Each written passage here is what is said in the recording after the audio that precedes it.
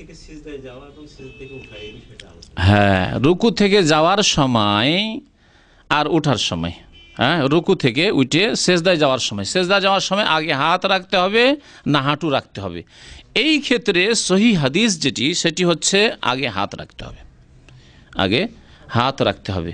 রাখার সময় হাত রাখলেন, আর উঠার সময় বেশি সহি হচ্ছে, উত্তম হচ্ছে যে আগে হাঁটু উঠবে আর হাতে ভর দিয়ে উঠবেন। তাহলে হাত আগে রাখলেন আর হাতকে পরে উঠালেন, আগে রাখলেন হাত আর হাতকে পরে উঠালেন। এটি হচ্ছে উত্তম তরিকা, আর এটি হচ্ছে সহি হাদিসের ভিত্তিতে। সহি হাদিস ইনশাআল্লাহ তাআলা আমি নোট করে রেখেছি, এগুলি দলিল প্রত্যেকটির মোটামুটি নোট করা আছে। আমি ইনশাআল্লাহ আগামী সপ্তাহগুলিতে ওই দলিলগুলি প্রত্যেকটি বর্ণনা করব।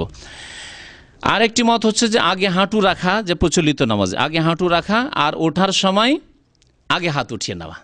তাহলে হাঁটু রাখলো আগে আর হাঁটুকে পরে উঠালো, হাঁটুতে ভর দিয়ে আগে হাত উঠিয়ে নিয়ে এইভাবে ওঠা।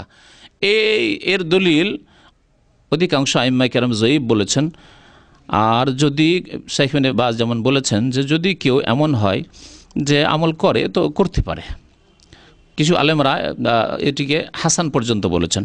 তবে আল্লামা নাসিরুদ্দিন আলবানীর কিতাব আমি দেখলাম, আজকেও দেখলাম যে তিনি বলেছেন যে আগে হাঁটু রাখার হাদিস হচ্ছে জয়ীফ। আর নবী সাল্লাল্লাহু আলাইহি ওয়াসাল্লামের যেটা আদেশ সেটা হচ্ছে যে ফালা ইয়াবরুক কামা ইয়াবরুকুল বাইর, তোমরা উটের মতো বসবে না, তোমরা উটের মতো বসবে না। উট কেমন করে বসে?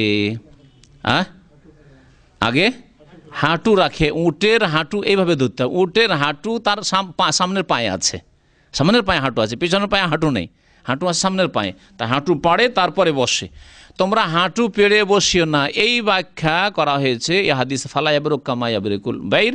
তারপর ওয়াল ইয়াদা ইয়াদাইহি কাবলা রুকবাতাইহি, দুই হাত আগে রাখো হাঁটুর আগে।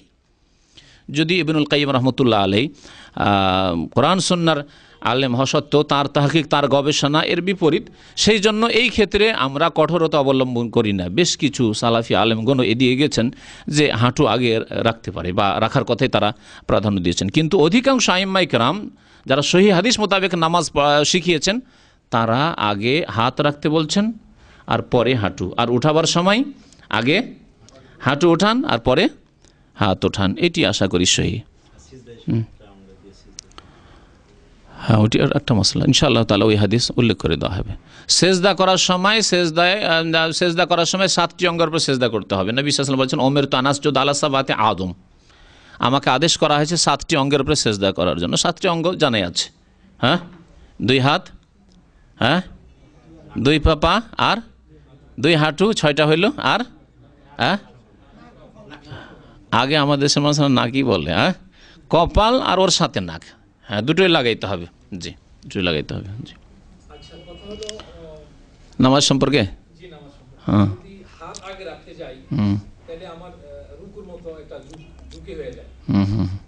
অভ্যাস নাই সেজন্য অভ্যাস করেন। আচ্ছা আচ্ছা,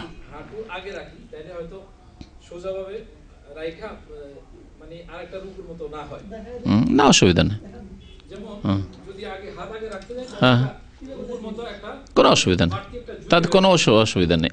আপনি ওইভাবে নামবেন। বৃদ্ধ লোকদের জন্য শাইখ ইবনে বাজ রাহমাতুল্লাহ এই ফতোয়াটা লিখেছেন, ওনার মত, আর আমাকে ভালো লেগেছে। আমি যে বইটা অনুবাদ করেছি তাতে আছে, কিন্তু উনি বলেছেন যে বৃদ্ধ লোকদের জন্য আগে কোনটা রাখা সহজ?